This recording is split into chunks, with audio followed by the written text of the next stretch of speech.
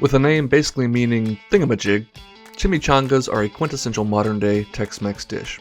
Essentially just a fried burrito, their fillings can be as simple or complex as you wish. Today, we'll keep it pretty simple, and save you a few calories by employing a non-traditional frying method. Plus, fresh pico.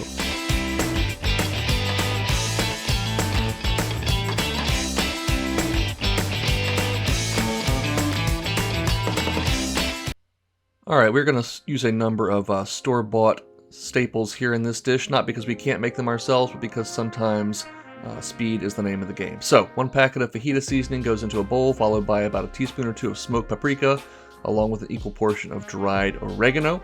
We'll add a couple of tablespoons of olive oil to this, followed by about a 1/4 cup of water to make a nice marinade for some chicken thighs. You could definitely use breasts, but I think thighs are a much better option in this case because of their added fat, which is of course just flavor.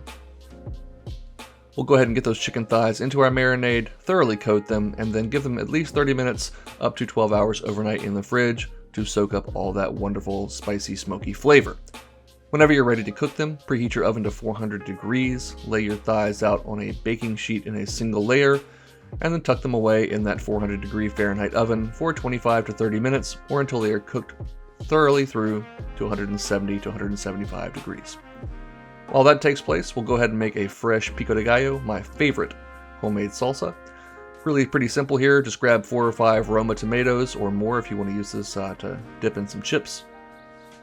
We'll take all those seeds and pulp out and cut them into a nice small fine dice, about 1/4 inch or so. Next up to our pico, we'll add about half of a red onion, which we'll very finely dice, along with 1 jalapeno. Leave the seeds in if you want the extra spice, or take it out if you don't want all that heat. And then, up to you, I love cilantro, you could also use parsley. Just toss that all into a bowl, season it to taste with salt and pepper, squeeze in the juice of 1 lime, or maybe even just a half a lime if yours is really, really juicy. Give that a taste, and tuck that to the side.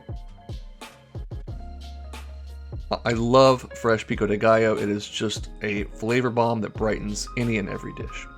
Anyways, we'll set that aside and turn our attention back to our chicken, which is nice and thoroughly cooked. We'll want to let it cool for about 5 to 10 minutes, and then just as soon as you can handle it, you can either shred it with a couple forks, or even easier, just grab a big chef's knife and chop it all up into nice bite-sized pieces. Set that aside, and then we can go ahead and form our chimichangas. I'm using store-bought refried beans, but we have definitely made these on the channel before. I'll drop a link in the description down below if you want to hit this out of the park and make everything from scratch. We'll add a little bit of shredded Monterrey Jack cheese, and then as much chicken as we can fit into our large flour burrito wrap here. And then, just like with any burrito, you'll fold one edge over to the next, tuck everything back into the center, fold in the sides, and give everything a nice tight wrap.